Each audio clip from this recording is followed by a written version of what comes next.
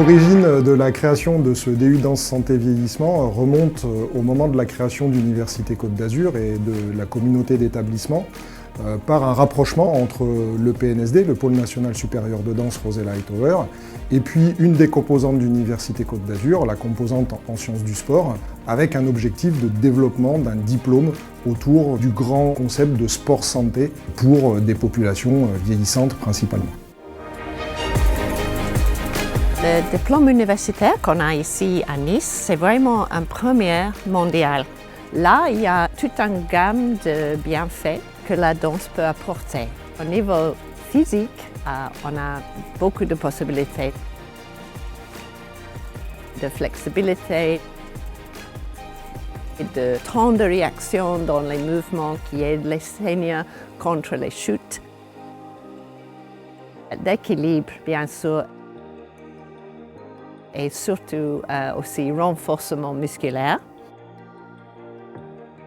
Cognitivement, apprendre une chorégraphie jusqu'à l'interprétation d'une émotion.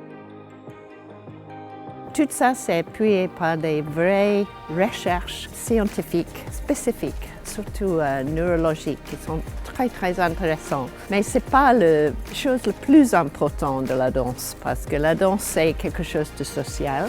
Et c'est justement cette orientation entre plusieurs partenaires qui stimule les connexions synaptiques, plus le fait que c'est coordonné avec la musique. On a prendre du plaisir en faisant la danse, mais en même temps, ça a vraiment des effets thérapeutiques. Concrètement, quelles sont les recommandations de la Haute Autorité de Santé par rapport à la personne âgée? Parce qu'il y a des recommandations.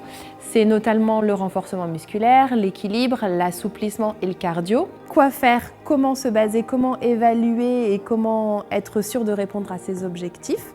Ça, c'est ce que j'apporte. Et ensuite, les stagiaires, avec leur univers de danse, ils vont mêler ces objectifs à de la danse, à de l'imaginaire pour pouvoir mettre de la poésie. La formation, non seulement je la trouve intéressante, mais je la trouve extrêmement complète. En fait, vraiment, on a abordé tous les axes, tous les thèmes possibles, imaginables. Je ne m'attendais pas, avant la formation, à avoir autant d'éléments à prendre en considération.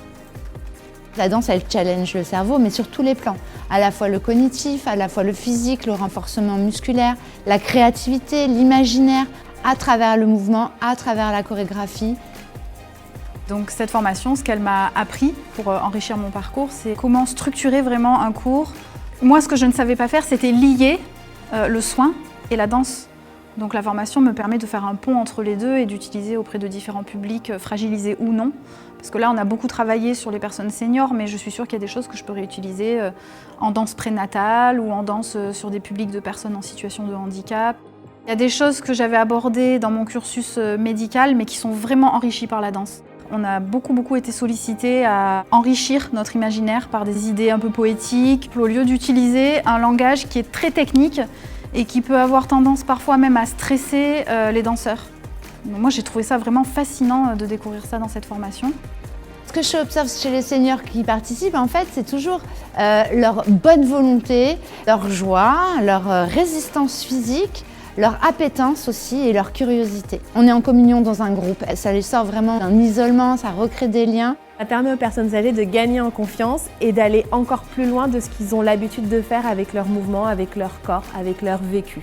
Même aux États-Unis, au Canada, on n'a pas arrivé de se regrouper cette partie artistique et connaissance scientifique. Alors c'est chapeau à la France.